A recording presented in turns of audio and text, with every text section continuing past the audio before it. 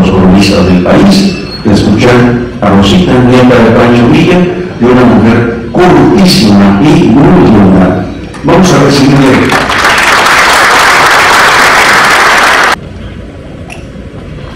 La verdad, tanta flor me apabulla. No las merezco, pero lo agradezco infinito porque sé que aquí me trajo el afecto enorme que le tengo a los amigos muy queridos, a Clemente y a Carlos, que no veo por ahí, no sé dónde estarán. Aquí voy a inteligencia, y eso me encanta. No huele a azufre, como diría nuestro amigo el presidente de Venezuela, huele a inteligencia, huele a amor por lo propio, por lo que debemos conservar, por lo que debemos. Me lleva a considerar una guerra perdida, conservar lo más valioso de nuestra cultura milenaria, que es nuestro pasado. Y lo que van ustedes a ver ahora, vamos a dejar esa imagen ahí, porque es impresionante. Va a tratar precisamente de cómo el imaginario popular, y no solamente el popular, sino un sector ilustrado de nuestra sociedad, Ana de Villa, como el más visible, como el más vigente protagonista de la revolución. La memoria del corazón lo titulé porque es precisamente el amor de un pueblo que tiene todavía desgraciadamente el 50% de pobres, a pesar de ser casi 100 años de una lucha que intentó acabar con esa pobreza. Y es parte nada más de un trabajo que tengo en preparación. No pude traer todo el material que tengo, todavía me falta mucho, pero esto les va a mostrar lo que yo les quiero decir con todo el corazón y agradeciendo muchísimo que me hayan invitado aquí. Infinidad de publicaciones hechas en una gran variedad de idiomas han presentado, estudiado, analizado al general Villa desde todos los aspectos y puntos de vista posibles, mucho antes de su muerte, ocurrida en un día como hoy, en 1923. Pero entre todos ellos, ninguno hasta hoy ha dejado testimonio del fervor popular, del imaginario colectivo transformado en el duelo real, tangible de un pueblo al que se le murió respeto. Le mataron a su líder, asesinaron al caudillo que los conducía hacia la igualdad justiciera, hacia la oportunidad de una vida digna y humana, y lo convirtieron en leyenda y en mito. En tanto el mundo oficial intentaba infructuosamente volverlo invisible. Con Villa como líder, la felicidad de la mitad de los habitantes de México estuvo ahí nomás, hace 100 años, a unos tiros de distancia, y no pudieron alcanzarla. ¿Cómo pues no llorar por una eternidad tamaña pérdida? Desde aquel crimen de Estado, el imaginario popular ha deificado a Villa.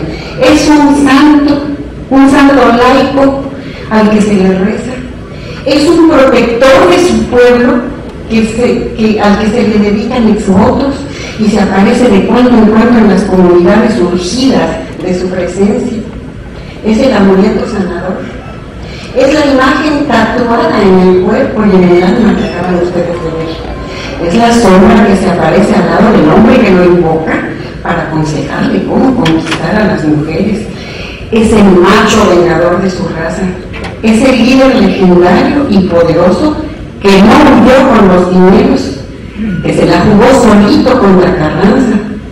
Es la estampa que en muchos restaurantes, bares, oficinas y hogares pobres o ricos, mexicanos o extranjeros, preside el acontecer diario. Y es también la ocupación actual, vigente, de investigadores, novelistas, fotógrafos, que obsesionados con el personaje, irán al fin del mundo a hurgar en colecciones y archivos para descubrir algo nuevo, nunca visto, jamás publicado sobre Villa. Este es pues el testimonio del culto a Villa, el trabajo que contiene el duelo fervoroso que el pueblo de México, a lo largo de casi 100 años de iniciada la Revolución Mexicana, profesa a este hombre, centauro, leyenda y mito, el general Francisco Villa. Y es también mi personal homenaje a su memoria y a la de su hijo, mi padrino Octavio Villacos. Perdónenme, soy muy llorona.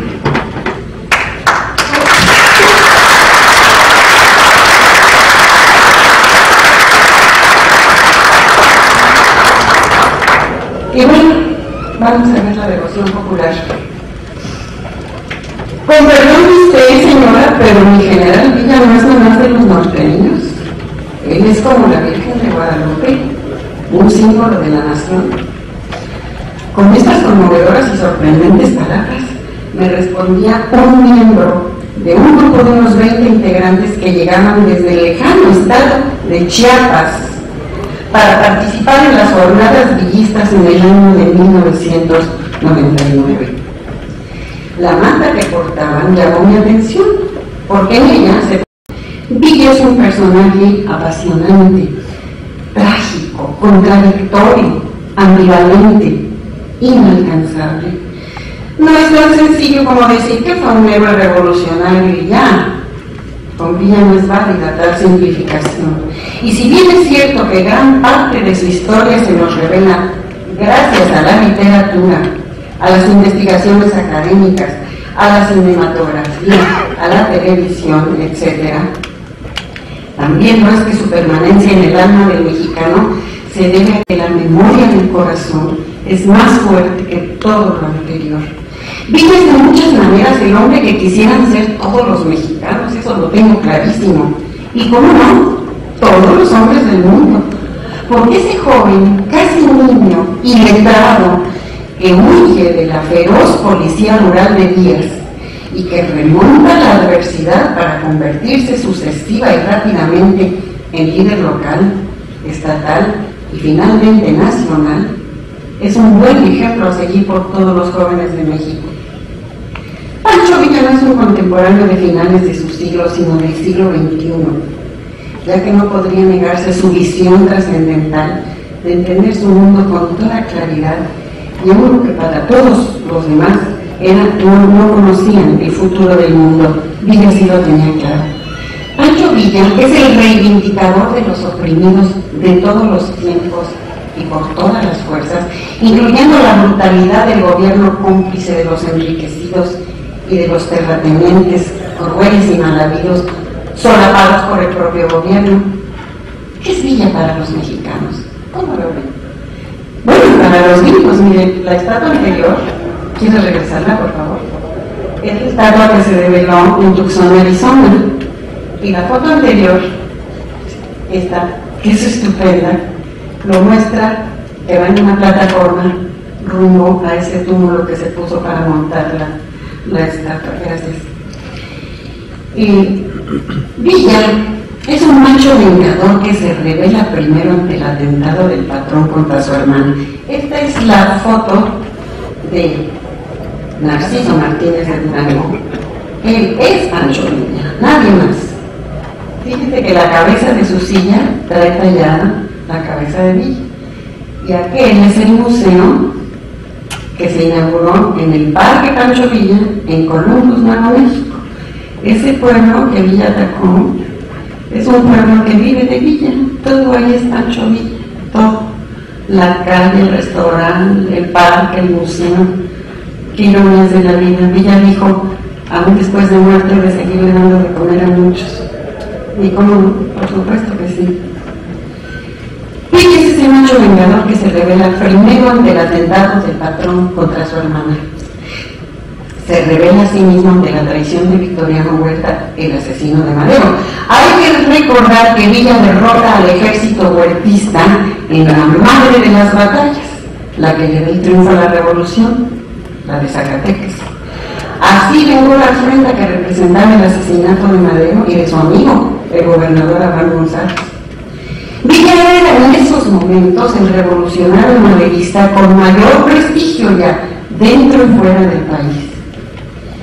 Villa fue leal partidario, siempre benigno y sincero, vengó la horrible traición que le hicieron a Madero. Miren esto, es impresionante. Muchos de ustedes lo conocerán, pero me encanta traerlo a colación. Este periódico, el San Francisco Chronicle, que gracias a internet pude conseguir y gestiones y $100 y no sé qué, pero llegó a mi casa. Se da testimonio de que en 1960, cuando el Supremo Gobierno, sí, debido a las presiones populares tremendas que había, dice que pues sí, que Villa sí había tenido algo que ver en la revolución y decreta que oficialmente, porque extraoficialmente eso existía desde que murió, se conmemoraran las fechas consagradas de su nacimiento y de su muerte. Entonces, embarrada en un día como hoy, pero en 1960, estaban las autoridades, los niños de escuela, sin duda, en fin, el pueblo. Y vuelan sobre el cielo de Parral 50 avionetas norteamericanas que dejan caer 10,000 orquídeas, no sé si alcancen a leer, pero se consigna en este periódico. Son muchas entregas porque con estas 50 avionetas venía todo un grupo de periodistas del San Francisco Chronicle. 10,000 orquídeas llueven en honor a Pancho Villa sobre Parral. Del lugar donde estaba la ceremonia, el Panteón. Parral es una ciudad muy linda, chica.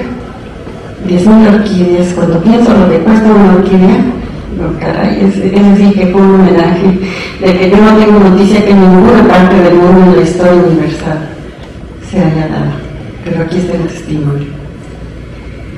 Si Antonio López de Santana entrega el territorio nacional a los norteamericanos, Villa, vengador, ataca el territorio norteamericano de Columbus en la única incursión armada al territorio estadounidense en el siglo XX.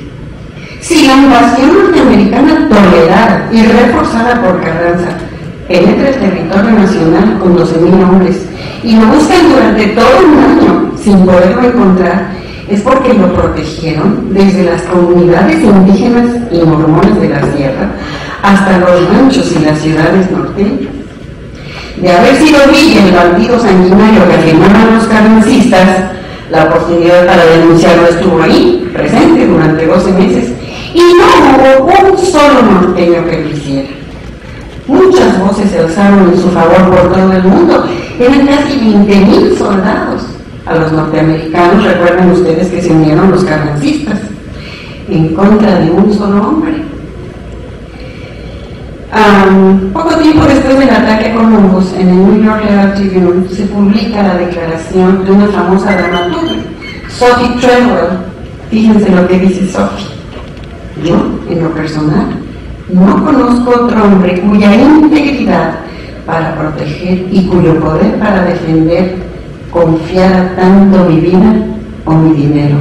Solo a él, viva Villa.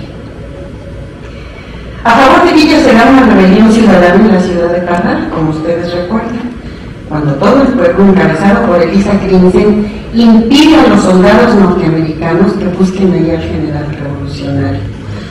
Todo esto y más proclaman los cantos populares. Villa es el revolucionario con más corridos en su haber.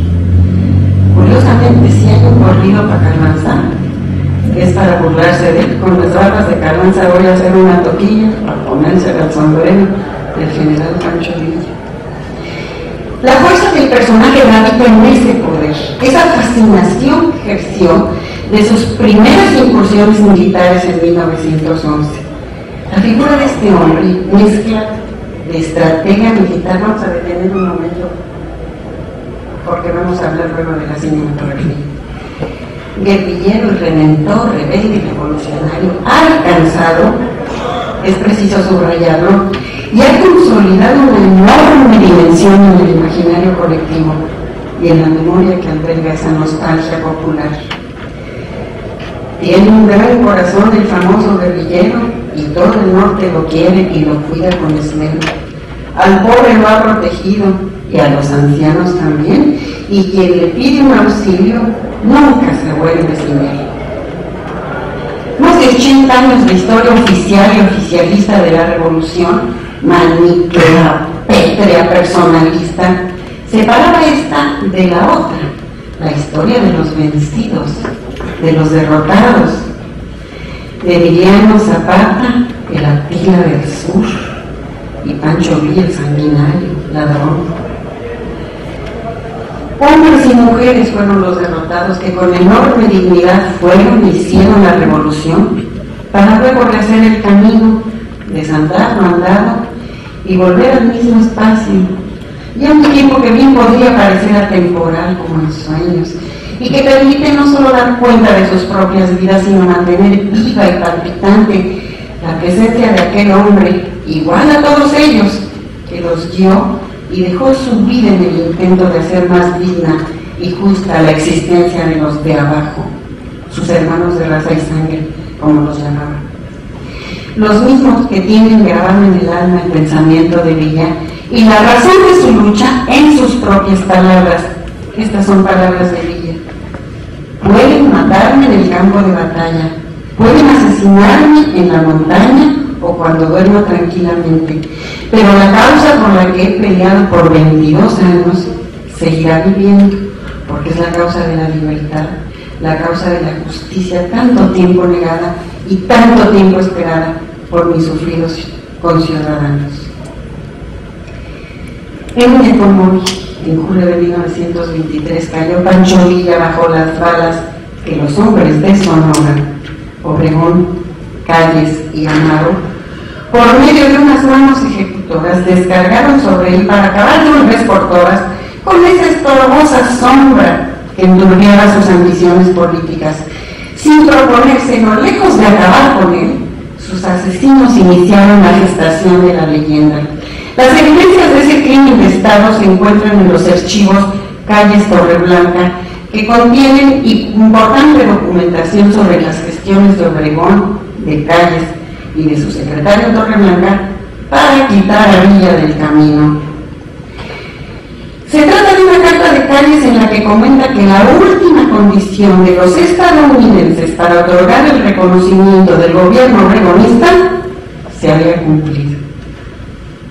Asesinaron pues a Villa, se consolidó el gobierno de Obregón y a partir de entonces se extendió una densa cortina de humo sobre los hechos heroicos del jefe de la División del Norte. Ya no será más el artífice de las más importantes batallas de la Revolución, ni el general en jefe de la División del Norte, el más grande de los 7 cuerpos de ejército creados por Carranza, sino el bandidor de esta sanguinaria, enemigo de la democracia, que más vale borrar de la historia. En sentido contrario, junto con el duelo del pueblo comenzó el culto a Villa, que no ha cesado a 84 años de su muerte, y por lo contrario, parece que va en aumento. Los cantos populares, los poemas, las oraciones, las veladoras, estampitas, medallas, tatuajes, estatuillas, retratos, películas, libros, canciones, etc., se multiplican año con año.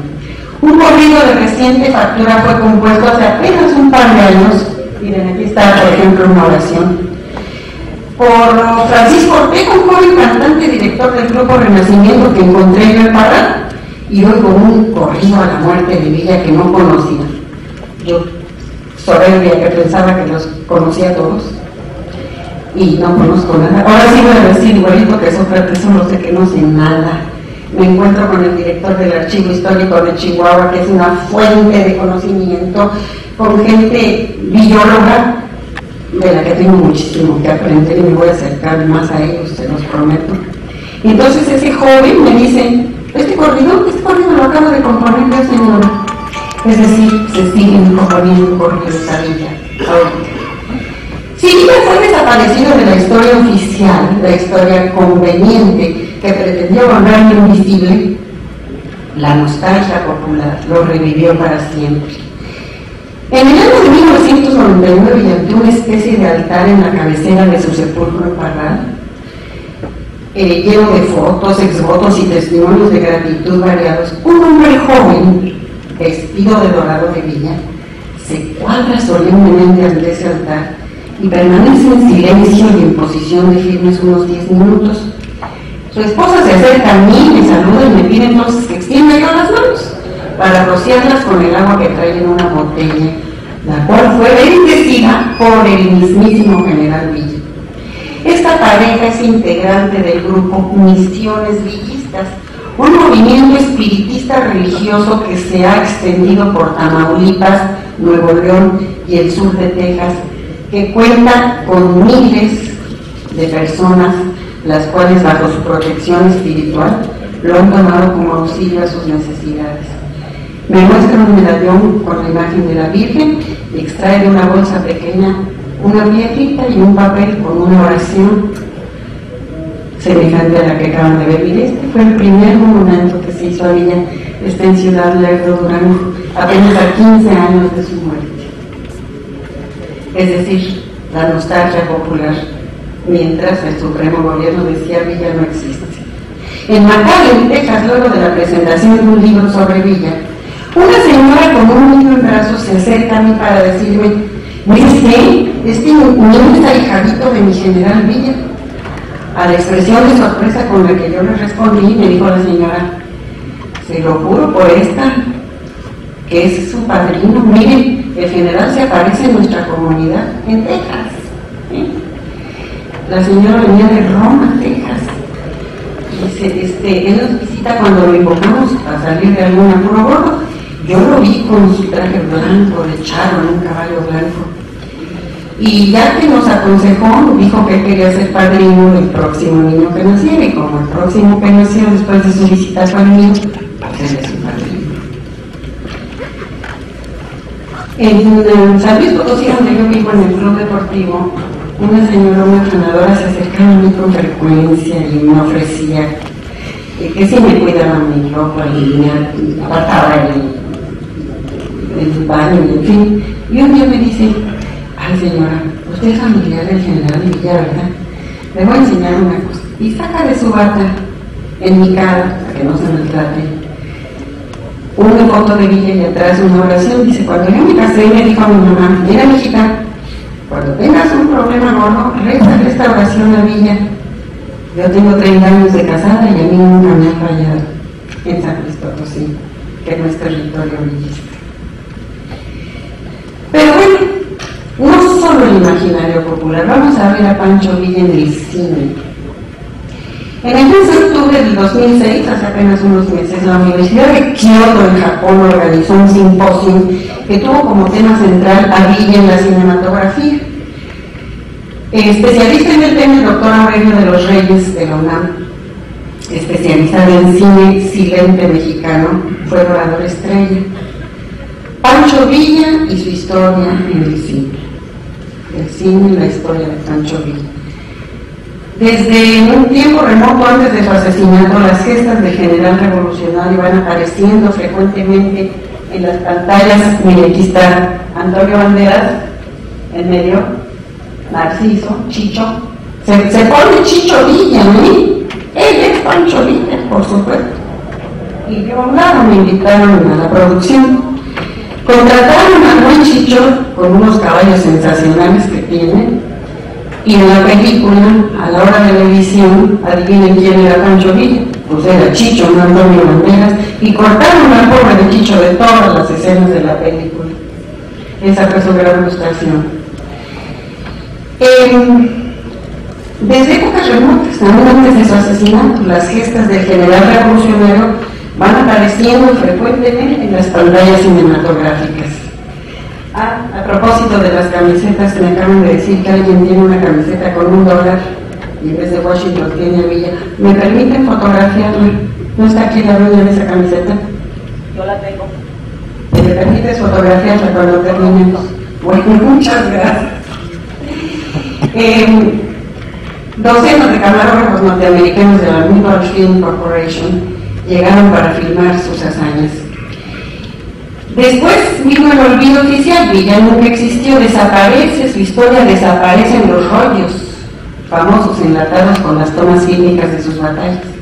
Pero el interés por Villa y el villismo permanece, y todos aquellos kilométricos rollos extraviados en archivos cinematográficos y bodegas perdidas por el mundo se recuperan gracias a la devoción y el empeñoso afán de Gregorio Carlos Rocha Valverde.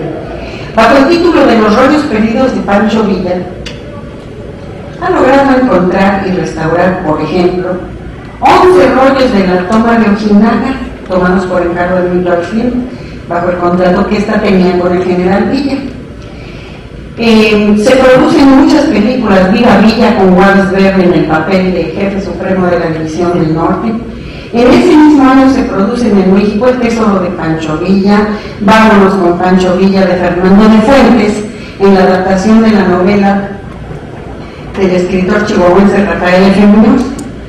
De acuerdo con muchos críticos, la película titulada miren, ese es un pastel. Mi amiga, la presidenta municipal de Sabinas, que es un encanto, el año pasado, en la cena del final de la celebración, mandó a hacer ese pastel. Yo no sé cómo lo hicieron, pero está sobre el betún traspuesta la foto de una villa, ¿no? Decían que esta película, Vámonos con Pancho Villa, de acuerdo con muchos críticos, es la mejor adaptación que se haya realizado para el cine nacional, pese a que en el guión se tomó en cuenta solamente la primera parte de este libro. Una buena cantidad de películas posteriores aparecen en la cinematografía nacional acerca de este personaje: documentales, obras de ficción, cortometrajes, ya desde los años 30. Y así ha continuado la producción inacabada de largometrajes, adaptaciones al cine de obras teatrales como Entre Villa y una mujer desnuda, de Sabina Berman, Isabel Darán, Antonio Banderas. Recientemente ustedes habrán visto esa lamentable película, diría yo, que rescata nada más justamente un momento de la vida de Villa cuando vienen a filmar sus películas. Villa trabaja en las pantallas cinematográficas y en el mundo virtual. Su presencia continúa vigente, no solo porque Villa vende y atrae al público nacional y extranjero, sino porque muchos desean recobrar el tiempo y conocer la verdad del pasado histórico del país. Por eso se multiplican los libros y ensayos, artículos documentales, programas de radio y televisión, y reuniones académicas dedicadas específicamente a Villa, el líder revolucionario, no a la revolución. En el siglo XXI, Villa cabalga por el territorio nacional y el territorio virtual y goza de cabal salud. Tratar de entender el proceso de construcción del mito de Pancho Villa es adentrarse en uno de los imaginarios más fabulosos del siglo XX. Lejano o no, el mito solo puede tener un fundamento histórico. Esta es una cita que tomo de Miguel Ángel Berumen en su libro Pancho Villa, la construcción del mito. Resulta conmovedora la perseverancia de los investigadores. Miren, a la cantidad de libros que se han escrito sobre Villa el año pasado, tan solo se presentaron 5. Entre ellos voy a destacar La División del Norte de Pedro Salmerón, El Pancho Villa de Paco Ignacio Taibo, no solo por el rigor académico de las respectivas investigaciones, sino por esa devoción incuestionable hacia el personaje que los atrajo de tal manera que, mira, como Friedrich Katz, el doctor Renosorio o Federico Cervantes, para mí el más fervoroso escritor, se volvieron dueños de Villa. Villa es de ellos, les pertenece, y dejan traslucir esa especie de celo que no admite más investigación que la suya, mayor erudición sobre el tema que la suya, y más amor al personaje que el que ellos profesan. Y resulta conmovedora la perseverancia de estos investigadores, porque se iguala al suyo el sentimiento de toda esa gente que construye altares, fabrica exvotos, marcha en las cabalgatas y dedica esos fervientes altares y oraciones a la memoria de su general. Con solo seguir los pasos de Gregorio Rocha por medio mundo tras los rollos perdidos, o de Miguel Ángel Berumen, mire, a este muchacho le entró tal obsesión por saber quién era ese hombre que vino junto con Otis Osman a fotografiar a Villa. Entonces él supo que él era un investigador de cultura negra Y dice cultura negra, bueno, pues se llamaba Melville Herskovitz. Se baja bien al Centro de Investigación de Cultura Negra, habla con un empleado, pues que aquí vengo a ver si tiene fotos de Pancho Villa. Por supuesto que lo mandaron a volar inmediatamente. ¿Anda usted perdido, señor? Aquí no hay fotos de Pancho Villa. Por favor, mire, le cuenta la historia. No hay manera de moverse ese burócrata. Entonces va con el director del archivo y se le interesa, por supuesto, muchísimo. Y le dice, bueno, pues venga dentro de una semana. A la semana que regresas, ahí estaban las fotos de Melville. Y el resultado fue ese libro formidable, aporta una buena docena de fotos jamás publicadas, nunca vistas sobre Villa. Fundidos, leyenda y mito en uno solo, subsiste el gran personaje, el Villa revolucionario, el Villa gobernador, porque dura un mes, pero deja en manos de Chávez el gobierno y los beneficios colectivos, y en todo el país donde hay un gobierno villista, por supuesto que su pensamiento social se refleja.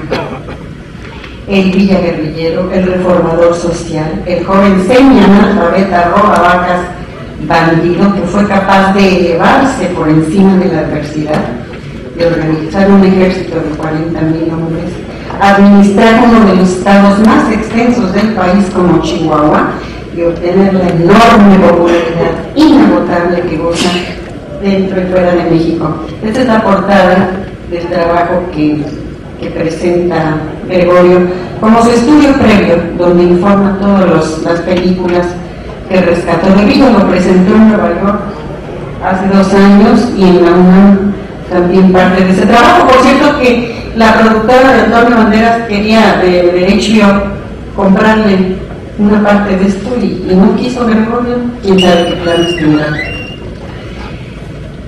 Un día como hoy, 20 de julio, amanece en Hidalgo del Parral y el pueblo alborozado se ha vestido de fiesta.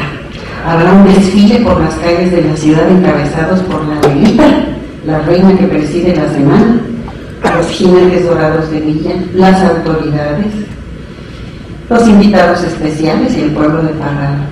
Es el día con que culmina la semana de las jornadas villistas. Fiesta singular, como la Semana Santa, solo que en vez de conmemoración religiosa es cívica, testimonio de amor y fidelidad, duelo perpetuo de un pueblo que llora año con año la muerte de Villa.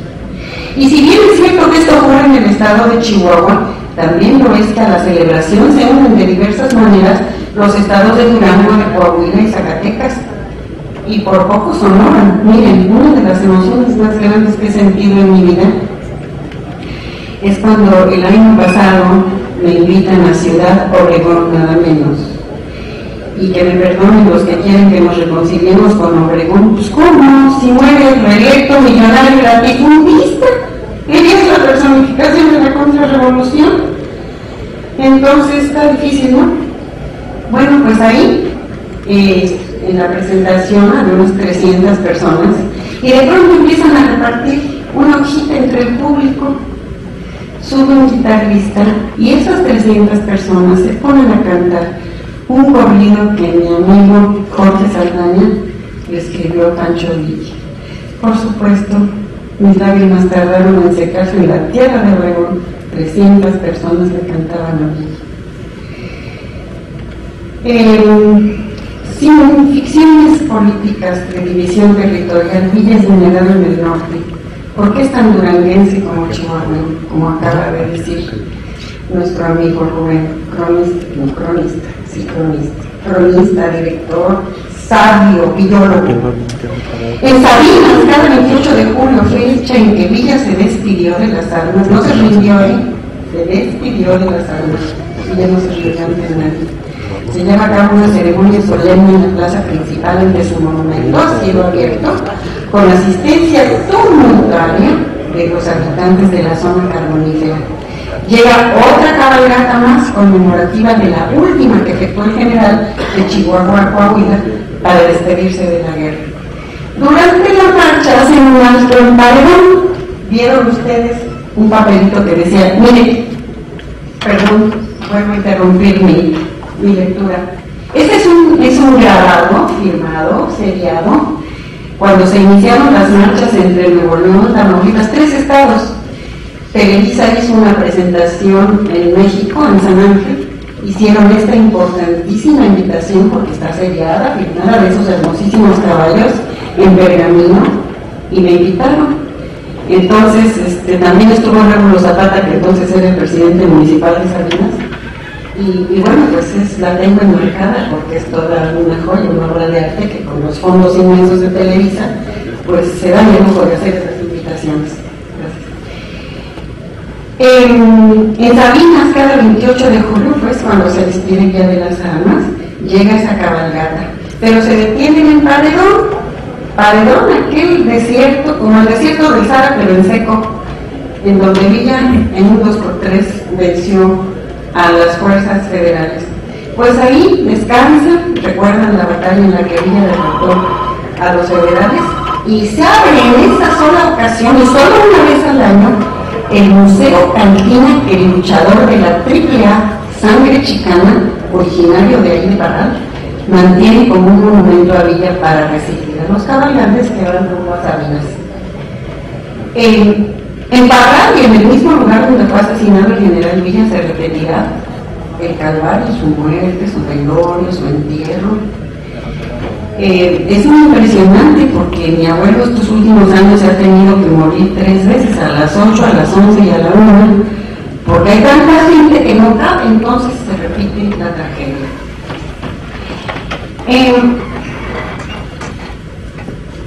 Suceden también en toda esta semana presentaciones de libros, conciertos, todo es de carácter académico y cultural, y me encanta que se haya mantenido así. No es una fiesta popular de borrachera ni de gallos, sino que se mantiene esa calidad. Fue Friedrich Katz el que propuso que se llamaran jornadas villistas a esta semana, y qué bien lo ha mantenido el gobierno de Chihuahua, mis respetos, y se suman desde luego cantidad de personas que vienen desde Chiapas o de Tamaulipas o de San Luis Potosí. Pero también se dan unas discusiones totalmente, ¿qué diría yo, bizantinas? El cementerio, el día de mañana, va a ser como el Día de Muertos, miles de flores, de dolientes, de micrófonos, de templetes, donde todo el mundo, vean esto, está en el Museo de Arte Moderno en Nueva York, Pancho Villa, vivo y muerto. Y entonces todo el mundo puede subir, cantar y decir lo que quiera. En las presentaciones me han tocado unas discusiones. El general Villa, más fatido de Parral, sigue enterrado aquí, afirma alguien. Nunca le cortaron la cabeza, eso es mentira, afirma otro. Su cuerpo está enterito en un lugar secreto de este mismo panteón, afirma alguien más, y sacan documentos que alegan y sostienen lo que están diciendo. Los jinetes de la cabalgata son tantos que se les ve por todo Parral. Este año llegaron a 3.500 y está el nombre de cada cabalgante con su camisa, ¿verdad? ¿No? Estas cabalgatas se iniciaron en 1996 y surgieron como una idea de quienes presidían el Frente Nacional Villista, y han sido precursoras de las cabalgatas posteriores que se han popularizado por todo el país y desempeñan un rol estelar en la Semana de las Jornadas Villistas. ¿Qué otra cosa sino la devoción, la lealtad, la fidelidad de los chihuahuenses ha podido ser capaz de semejante empresa? Las primeras jornadas villistas tienen su origen en la ex hacienda de Villa, en Canutillo, Durango. El 20 de julio del 92 se presentó un recital titulado Una flor para Francisco Villa. Se interpretaron bailables y corridos de la Revolución, se expuso una gran muestra fotográfica. Los artífices de estas jornadas, es justo mencionarlo, y cabalgatas, fueron 2 hombres excepcionales, Heriberto Hamilton y José Socorro Salcido, un hombre adorable, conmovedor, villista hasta la médula. En el año del 93 se escenificó por primera vez en la rinconada de la calle Juárez y Gabino Barrera de Parral la muerte de Villa, durante el desfile del 20 de noviembre. Formalmente estas jornadas se iniciaron el 20 de julio del 94. y muchos municipios del norte de Durango y del sur de Chihuahua se involucraron. En Ciudad Juárez, desde el año del 2003, han comenzado también a representar la muerte de Villa. Así, no solo en las regiones del sur de Chihuahua y norte de Durango se ha ido acrecentando el interés por el villismo, y lo que, de acuerdo con el historiador Jesús Vargas, que ya mencionó Rubén, se ha dado en llamar cultura del villismo, es decir, el interés de investigadores e historiadores por recuperar las diversas expresiones culturales que caracterizaron a los que formaron las filas de la División del Norte, por comprender a los incomprendidos, por dar voz a los sin historia, por asumir nosotros mismos una complicidad justiciera y convertirse en partícipes de la rebeldía frente a esa historia oficialista de bronce que se desdibuja afortunadamente día a día en el panorama nacional, donde resplandecen con fulgor propio los pocos héroes verdaderos que tuvo la revolución, y que yo no voy a perdonar a los otros, y que me perdone mi amigo el señor Arroyo. Si ya tenemos los viejos revolucionarios que cargaron con la historia en el alma, muchos otros hay que han retomado su bandera para que la presencia de Villa siga viva en la memoria histórica de los mexicanos, tan carente de ejemplos de lealtad y patriotismo. Los únicos que no traicionaron en esa cadena de traiciones que fue la revolución fueron, bueno, Madero porque murió muy pronto, y claro que Villa y Zapata, de grandes protagonistas, seguro hubo algunos más, pero estos son los que quedan libres de culpa. La historia coloca a cada quien en el lugar que le corresponde, afortunadamente. Y bueno, este testimonio, estas son las jornadas villistas, el montonal de gente que aparece ahí, tan dramático. Y la verdad, yo no puedo imaginar un testimonio mayor de fidelidad y devoción a un héroe en la historia universal. Hay pendientes, sí, como dijo el señor Arreola, que tenemos que resolver, pues cómo no, tenemos la mitad de la población en pobreza extrema. Ese es uno de los pendientes. Ojalá que este cambio sirva para eso. Despedida no les doy. La angustia no es muy sencilla. La falta que hace mi padre, el general Pichón. Muchas gracias.